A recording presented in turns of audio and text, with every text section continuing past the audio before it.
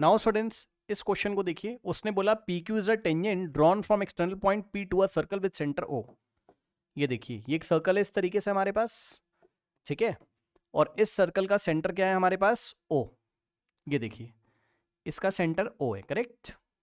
अब उसने बोला P Q is the tangent drawn from yes an external point P, ठीक है भाई। यहां पे ये इस तरीके से हमारे पास कोई पॉइंट पी है और इस पॉइंट से हमने एक टेंजेंट ड्रॉ करी, नाम है पी क्यू। ये देखिए, ठीक है, तो ये वाला पॉइंट हो गया point of contact P Q, सही है।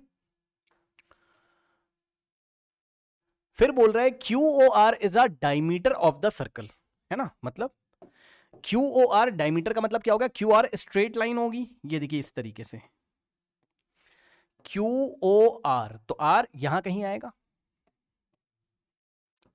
क्योंकि उसने बोला है ये क्यू ओ आर क्या है, डायमीटर है ना, तो ये सेंटर ओ से पास करेगा तो ये Q O R straight line हो जाएगी हमारे पास, ठीक। अब सुनिए, उसने बोला if angle P O R is equals to 120, if angle P O R is equals to 120, तो देखो जरा, पी को ओ से आपको ज्वाइन करना पड़ेगा, क्यों, क्योंकि देखिए एंगल पी ओ आर का मतलब यही वाला एंगल तो है, चेक कर लो भाई आराम से, एंगल पी ओ आर का मतलब यही वाला एंगल तो है 120 जिसको बोल रहा है, ठीक है ना। तो angle P O R is 120, then the measure of angle O P Q is equal to 30। तो उसने हमसे बोला कि ये बताओ क्या एंगल ओ पी क्यू, अब मैं पहले एजर्शन को एक्सप्लेन कर रहा हूं, ये तो मेरा फिगर हो गया, ठीक, ये पहले मैं एजर्शन को एक्सप्लेन कर रहा हूं, फिर मैं रीजन को एक्सप्लेन करूंगा, पहले मेरा एजर्शन है ना, ए का मतलब एजर्शन को मैं एक्सप्लेन कर रहा हूं। तो अगर आप ध्यान से चेक करें, इस इंफॉर्मेशन को मानते हुए मैं एजर्शन में एंगल ओ पी क्यू पहले निकाल के देखूंगा 30 आ रहा है कि नहीं आ रहा है ना, एंगल ओ पी क्यू।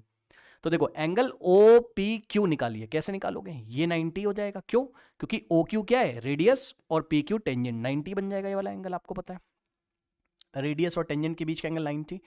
तो अगर ये 90 है तो, और ये 120 है, तो लीनियर पेयर से ये 60 हो जाएगा क्योंकि ये स्ट्रेट लाइन है, पीओ क्यू डायमीटर है ना, ये सॉरी पीओ क्यू कह रहा हूं, आर ओ क्यू डायमीटर है ना, तो ये हो गया 60। और अब ये वाला ट्राइंगल पकड़ लीजिए, ट्राइंगल पी ओ क्यू में आराम से देखिए जरा, ये 60 ये 90 तो ये 30 बचेगा, तीनों एंगल का सम कितना आ गया 180। इसका मतलब ये जो इंफॉर्मेशन दी थी एजर्शन में 120, इसको मानते हुए एंगल ओ पी क्यू कितना आ रहा है 30 डिग्री आ रहा है, और यही इसने हमसे बोला था कि एंगल ओ पी क्यू कितना है 30। हाँ भाई सही बात है, ट्रू। तो एजर्शन क्या हो गया, ट्रू, एजर्शन हमारे पास ट्रू हो गया। अब हम एक काम करते हैं, पहले रीजन को चेक करेंगे ट्रू है कि नहीं। अब रीजन में आ जाओ, है ना, आर का मतलब रीजन।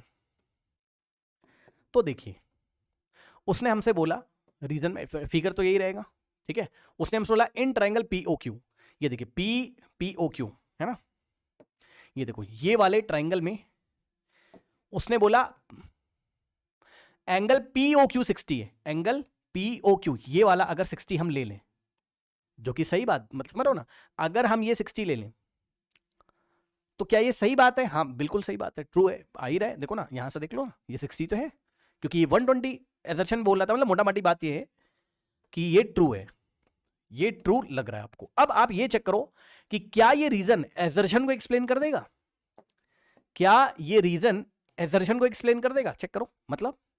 मतलब अगर हम ये वाला एंगल जो कि रीजन में 60 दिया, अगर हम इसको 60 लेके चलें तो क्या एजर्शन की सारी बातें निकल के आ जाएंगी, चेक करिए।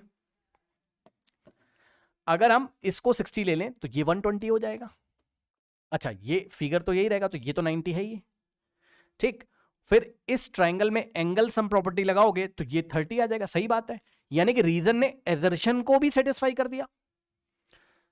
तो इसका मतलब एजर्शन ट्रू है, रीजन भी ट्रू है, और रीजन करेक्ट एक्सप्लेनेशन किसकी कर रहा है, एजर्शन की।